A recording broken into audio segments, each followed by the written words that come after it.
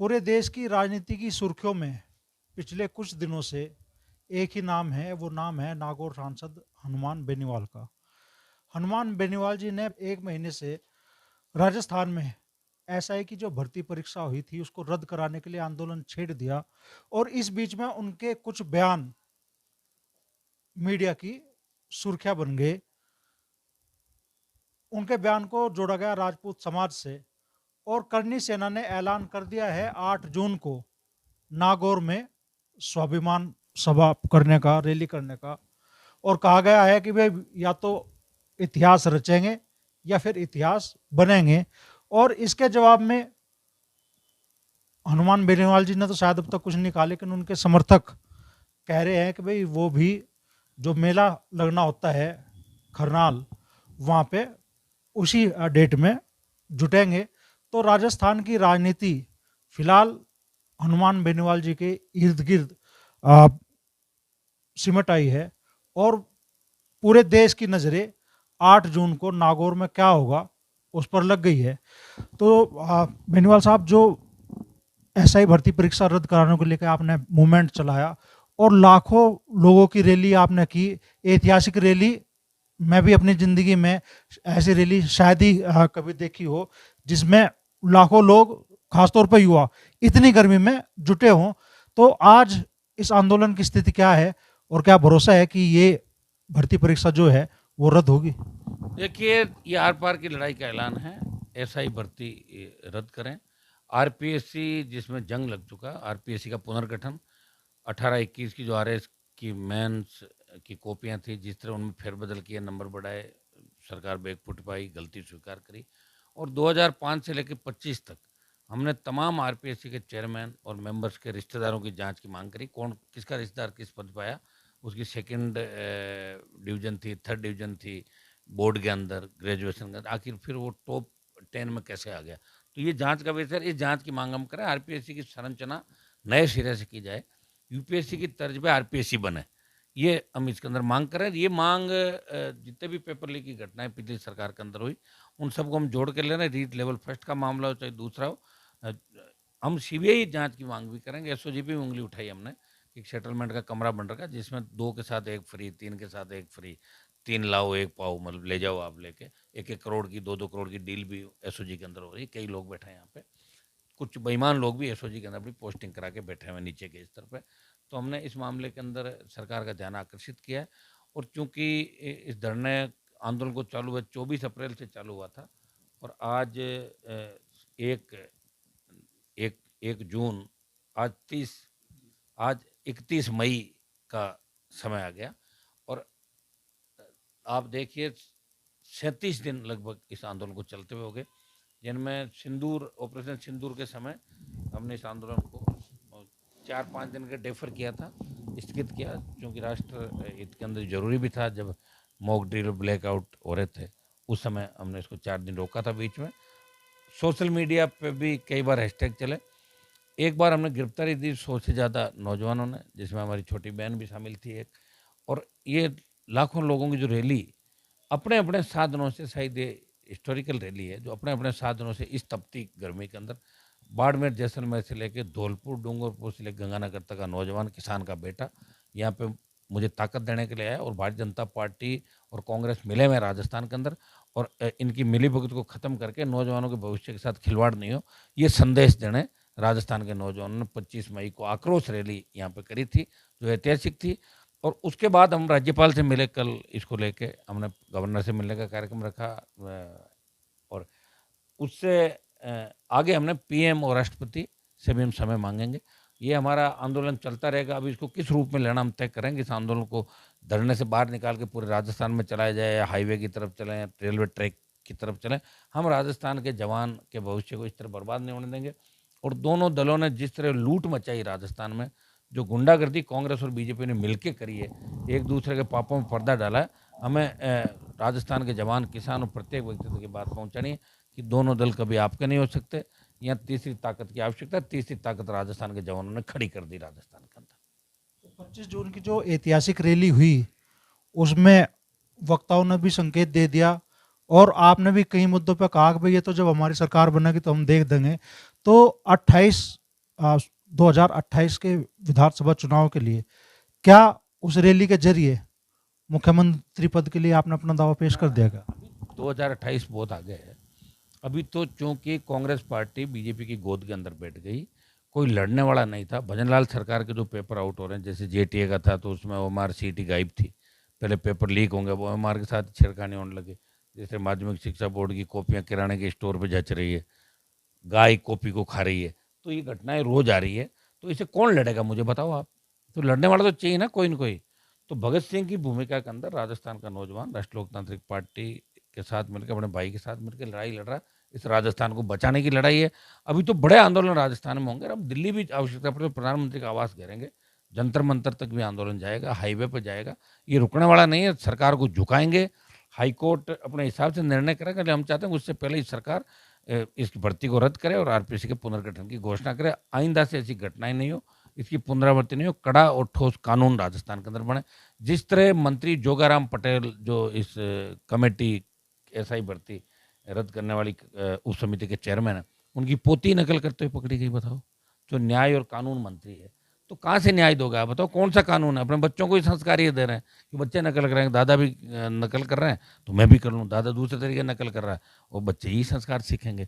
तो यहाँ तो सारा कुएं के अंदर भांग पड़ी हुई है, और पूरे कुएं को ही साफ करना होगा।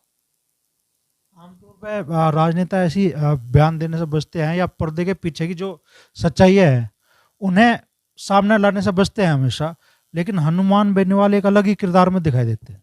नहीं, ऐसा कुछ भी नहीं है। और आप जो कह रहे हो, जिस बयान का आप जिक्र कर रहे हो, देखिए वो बयान मैंने किसी जाति के खिलाफ भी नहीं दिया। मैंने ये कहा कि महाराजा सूरजमल ने बड़ी लड़ाई लड़ी। निश्चित रूप से सूरजमल से बड़ा योद्धा इस राजस्थान में नहीं हुआ, देश में भी नहीं हुआ। महाराजा शिवाजी, महाराजा सूरजमल जो अजय योद्धा थे, दिल्ली जिनके नाम से कांपती थी और मुगल छुप जाया करते थे, वो कभी लड़ाई हारे नहीं। और मैंने कहा महाराजा सूरजमल ने लड़ाई लड़ी, महाराणा प्रताप ने लड़ी, एक दो लोगों ने और लड़ी होगी। मैंने ये भी कहा था कि कुछ लोगों ने वैवाहिक संबंध स्थापित किए, ये मैंने कहा था। और मैंने किसी जाति का नाम नहीं लिया। मैंने कहा लड़की देने बहुत से लोग तो पहले ही चले जाते थे दूर, ये हिस्ट्री के अंदर लिखा हुआ, ये मैंने नहीं बोला। अब जाति विशेष का इसको अगर करके कुछ लोग पॉलिटिकल उसको मोड़ दे रहे तो गलत है। संकीर्ण मानसिकता के लोग ऐसी बात कह सकते हैं। मैं किसी जाति विशेष के खिलाफ काम भी नहीं करता और मेरा ये मकसद भी नहीं है कि मैं जातियों को लड़ा के राज करूं। मैं तो जातियों को सामंजस्य बिठा के आगे बढ़ाना चाहता हूँ। गुजर मीणाओं के जब झगड़े हुए, जब मैं बीच में था आपस में इनका राजीनामा कराने में, जाट राजपूतों को कभी लड़ने नहीं दिया। कुछ तथाकथित लोग, कुछ संकीर्ण मानसिकता के लोग अलग अलग तरीके से नेता बनने के लिए मेरे खिलाफ बकवास करते हैं और आधे लोग माफ़ी मांगते नजर आते हैं। आप देख, दूसरे दिन सोशल मीडिया में माफ़ी भी मांग रहे हैं। तो मेरे हिसाब से तो मैंने कोई गलत बयान किसी कास्ट को इंगित करके नहीं दिया। हर जाति में अच्छे बुरे लोग होते हैं।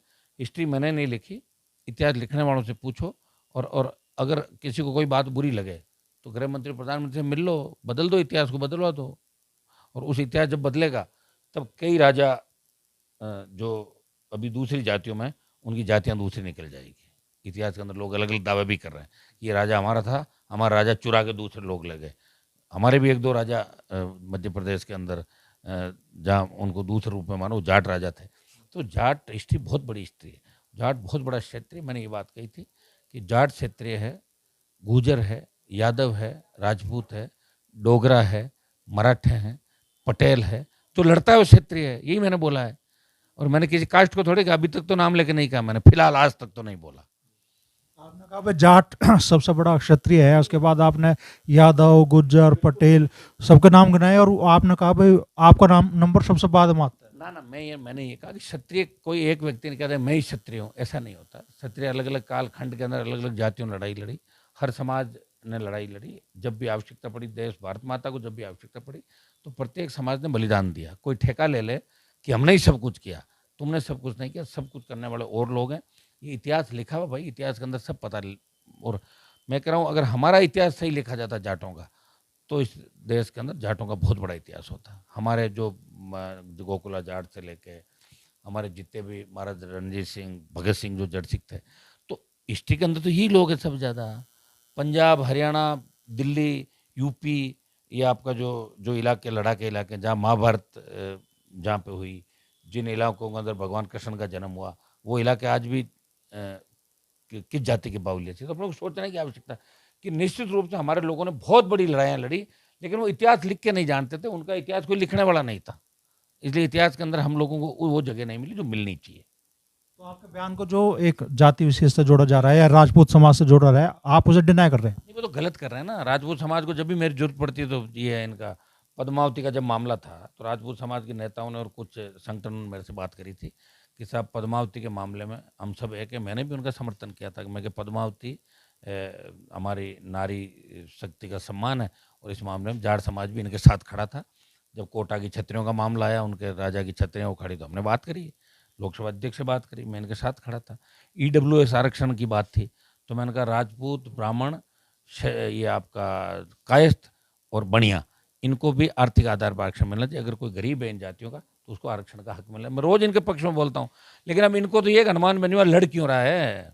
अरे तुम्हारी जाति में हनुमान बेनीवाल जैसे नेता पैदा करो, मैं मना कर रहा हूँ क्या? मैं मेरी जाति के अंदर पैदा हूँ, मुझे ये मैं गौरवान्वित महसूस कर रहा हूँ, मुझे गर्व है कि मैं जाट के घर मैंने जन्म लिया, मैं लड़ रहा हूँ। और मुझे इस बात की भी खुशी कि मैंने सत्ता को किसान आंदोलन में, जो मेरा आंदोलन नहीं था, पंजाब का आंदोलन था, हरियाणा साथ आया, फिर यूपी दिल्ली साथ, राजस्थान में तो आंदोलन था ही नहीं। मैंने तो राजस्थान में आंदोलन खड़ा किया और 70 दिन सड़क पर देश का एक सांसद बैठा रहा, पहलवान बेटियों को न्याय दिलाया, अग्निवीर जो सबका है, जिसमें राजपूत समाज के बच्चे भी सेना में जाते हैं, हर जाति के, हमारी जाट रेजिमेंट है, जड़ सिख जाट तमाम जातियाँ। तो अग्निवीर के मामले में राजपूत समाज को भी आंदोलन में मेरे साथ आना चाहिए, क्यों नहीं आ रहे हैं? सेना में तो उनके भी बहुत लोग हैं। तो मैं सर्व समाज से अपील करता हूँ, आप आइए, बड़ी लड़ाइयों में मेरे साथ आइए, क्यों नहीं आ रहे हो आप? और जब मैं पार्टी बना के चल रहा हूँ तो ये तो है नहीं भी एक जाति से कोई पार्टी नहीं चलती, और मेरे भी बहुत से लोग मेरे खिलाफ हैं मेरी जाति के। तो जो इसको गलत दिशा के अंदर लेके गए वो तथाकथित संकीर्ण मानसिकता के लोग हैं। जिस तरह के ऑडियो वीडियो उन्होंने जारी किए, कुछ लोग माफिया मांग रहे हैं, मैं भी सुनो सब पे केस दर्ज नहीं किया, मेरे पास फालतू का टाइम नहीं है। लेकिन मेरे वीडियो जो मैंने जारी किया था उसमें कहीं मैंने राजपूत जाति का नाम नहीं लिया। मैंने ये कहा कि कुछ लोग मुगलों को बेटी देने 70 किलोमीटर दूर चले गए थे। लिखा हो तो सही, हिस्ट्री में लिखा हो, मैं क्या करूं? मेरे बात तो बहुत से लोगों ने कह दिया, और आ रही सारी। तो इतिहास की बात है, इतिहास हमने नहीं लिखा। उन लोगों को खाली जलन है कि बात है हनुमान बेनीवाल लड़ क्यों रहा है, वो भी सौदेबाजी क्यों नहीं करता दूसरे नेताओं की तरह, ये सरेंडर क्यों हो रहा है? तो ये बीजेपी की IT सेल ने इस मामले को तुल दिया राजस्थान में। बाकी उन लोगों को तो इस बात का आता पता है, उनके खुद के ही लोग पता नहीं क्या क्या बोल गए। राजपूत समाज के एक मंत्री ने तो ये कह दिया था, पूर्व मंत्री ने, कि औरंगजेब तो दिया कुमारी का फूफा लगता है। ये बोला ना दिया कुमारी के लिए, उनका विरोध तो ये लोग नहीं कर रहे हैं। लेकिन चूंकि बीजेपी की IT सेल ये काम कर रही है, जिसे जाट राजपूतों को हम आपस में लड़ाएं और आराम से भजन लाल जी बंसी बजाएं बैठ के, ये इशू है राजस्थान। तो कांग्रेस और भाजपा इन दोनों के इर्द गिर्द राजस्थान की राजनीति और सत्ता सिमटी रही अब तक, और राष्ट्रीय लोकतांत्रिक पार्टी एक नया विकल्प बनकर उभर रही है। पहला चुनाव आपने लड़ा, 3 विधानसभा सीट आप लोगों ने जीती, आप लगातार सांसद बन रहे हैं 2 बार से। लेकिन विधानसभा चुनाव में आपने चंद्रशेखर जी के साथ गठबंधन रचा, जो उम्मीदें बहुत लोगों को थी उस हिसाब से परिणाम नहीं आ पाए। तो क्या भविष्य में एक मजबूत गठबंधन आप बनाना चाहेंगे, ऐसा कि जो राजस्थान की राजनीति में नया इतिहास रच सके? वही तो मैंने बयान दिया था कि राजस्थान के लोग कमजोर हैं, लड़ाके नहीं। उस बयान को राजपूत समाज अपने ऊपर ले गया। मैंने कहा कि लड़ाके कम हैं यहाँ, पॉलिटिकल रूप से लड़ाके नहीं। आज भी राजनीति वोट एक बार कांग्रेस को देते हैं, एक बार रोटी को इधर सेकते हैं, दूसरी तरफ इधर करते हैं। एक बार कांग्रेस, एक बार मैं 25 साल से लड़ रहा हूँ, हर जाति वर्ग समाज के लिए लड़ रहा हूँ। दिल्ली के अंदर भी राजस्थान के सम्मान की लड़ाई लड़ी, हमेशा हर कौम के लिए लड़ा, बड़ी बड़ी हुंकार रैलियाँ करी। ये जो भी जयपुर की रैली थी, इससे भी 3-3, 4-4 गुना बड़ी रैलियाँ मैंने करी। राजस्थान के अंदर पार्टी का गठन किया था, और जब 18 में हमारी पार्टी को 9 लाख वोट मिले थे, उस समय 1.5 लाख ज़्यादा वोट मिले थे, कांग्रेस सत्ता में आ गई थी। और जैसे ही 9 लाख अलायंस में बीजेपी के साथ गए 19 में, तो 25 सीट बीजेपी जीत गई। अब की बार भी वोट ठीक मिला हमें। अलायंस जो हमने किया उसका ज़्यादा असर राजस्थान में नहीं दिखा। उसका कारण है कि अभी लोग तैयार ही नहीं इस चीज़ के लिए। अब लोग तैयार होंगे। अब लोगों को लग रहा है कि यार देश के प्रत्येक इलाके के अंदर थर्ड फ्रंट बन गया, कि हम इतने कमज़ोर हैं, क्या थर्ड फ्रंट नहीं बना सकते? तो इस बार बीजेपी को घर बिठा देंगे और कांग्रेस का भी इलाज करें। कांग्रेस का इलाज हो गया निश्चित रूप से, लेकिन भाजपा को भी ठीक कर देंगे। और भारतीय जनता पार्टी जिस तरह जाती है, जय राजस्थान में बोलती है, इनकी सरकारें जब जब होती है तो यही काम इन लोगों ने किया, लड़ा के फूट डालो राज करो, यही इनकी नीति रही। यही मेरे बयानों को उन्होंने तोड़ मोड़ के पेश किया बीजेपी की IT सेल ने। मुझे बदनाम करने की पूरी कोशिश करी। लेकिन राजस्थान का जवान इस बात को समझता, किसी तरह का टकराव राजस्थान में नहीं होगा, इतना मैं आपको आश्वस्त कर सकता हूँ। सत्ता सुख ललचाता नहीं क्या हनुमान बेनीवाल जी को? ना अब कर नहीं सकता ना, वो तो समय ही चला गया। वो तो 2003 में आ जाता। फिर मैं बीजेपी के अंदर जब कोई आते नहीं थे, उस समय तो मेरे फादर ने ज्वाइन की थी 1995 में, जब जाट समाज के लोग बीजेपी को देखना ही नहीं चाहते थे। और उसके बाद संघर्ष ही आया मेरे खाते में। समाज के बड़े नेताओं ने मुझे बर्बाद करने में कोई कोर कसर नहीं छोड़ी, झूठे मुकदमे 302 के दर्ज कराए, मेरे परिवार के पीछे पड़ गए। लेकिन फिर भी मैंने समाज के हर नेता का एक एक बार ध्यान रखा। 18-23 में 40 से ज़्यादा लोगों की लिस्ट आपको दे दूं कि कोई 18 में मेरे से मदद लेके गया, कोई 23 में लेके गया, लेकिन जिसकी मदद मैंने की, मैंने उनसे एक कप चाय भी नहीं पी। हाँ, अगर उसने मेरा नुकसान करने का सोचा तो मैंने ज़रूर उसको वापस कहा, ठीक से संभल जाओ, और कईयों का नुकसान भी अपना आप ही हो गया। तो ये क्रम आगे भी जारी रहेगा या अब ऐसे लोगों के लिए दरवाजे बंद? नहीं, ऐसे लोगों के लिए दरवाजे बंद। अब तो पार्टी सत्ता में कैसे है आरएलपी, और कांग्रेस बीजेपी के खिलाफ जितने भी दल राजस्थान में लड़ रहे हैं, जो भी हमारे साथ अलायंस करना चाहेंगे, उनके दरवाजे, उनके जैसे बीजेपी पार्टी हो गई, मेरे बाद बनी, और जो भी दल जो कांग्रेस भाजपा के खिलाफ विचारधारा का हमारे साथ अलायंस करेंगे, अलायंस के दरवाजे हमेशा खुले रहेंगे। हम इस बार राजस्थान में थर्ड फ्रंट की सरकार बनाना चाहते हैं। 28 के अंदर जवानों ने कमर कस ली है। पंचायत चुनाव के अंदर आपको टेलर देखने को मिलेगा कि पंचायत चुनाव में किस तरह आंधी आरएलपी की चलती है राजस्थान के अंदर। अगर आप कांग्रेस या भाजपा दोनों में से एक के साथ गठबंधन की का विकल्प आपको चुनना पड़े तो किसे चुना? 23 में अगर ये मैं कर लेता अलायंस 23 में, तो निश्चित रूप से कांग्रेस पार्टी के साथ अगर मेरा अलायंस होता तो कांग्रेस 130-35 सीट जीतती। अब 28 का अलायंस है, उसके बारे में अभी से ये नहीं कह सकता क्या होगा, लेकिन अभी कांग्रेस और बीजेपी के खिलाफ जो भी दल हमारे साथ आना चाहेंगे, हम तीसरी ताकत की बात राजस्थान में खड़ी करें। 28 की बात अभी कहना मुश्किल है, ये 27 के बाद ही स्थितियाँ क्लियर होगी कि हमारी स्थिति राजस्थान में क्या रहती है, उसके बाद ही हम बता पाएंगे आपको। लेकिन हमारी जंग जारी रहेगी राजस्थान के अंदर। अच्छा, आखिरी सवाल मैं आपसे करना चाहूँगा। 8 जून को ऐलान कर दिया है करणी सेना ने नागौर में बड़ी स्वाभिमान सभा करने का, और आपके लोग भी कह रहे हैं कि साहब खरनाल का मेला है वहाँ पे चलो, तो क्या फिर आमना सामना होंगे दोनों पक्ष? और जिस इस घटनाक्रम की वजह से जिस पे नज़र लगी है पूरे राजस्थान की भी और आसपास के जो स्टेट है उनकी भी, तो क्या नागौर संग्राम का केंद्र बनेगा क्या? देखिए, ये जिम्मेदारी सरकार की है कि लॉ एंड ऑर्डर बना रहे हैं, ये मेरी जिम्मेदारी नहीं है। मुझे तो कोई कहेगा कि आपके घर पे कोई आ रहे हैं तो मैं तो घर ही मिलूंगा, और कहाँ जाऊंगा।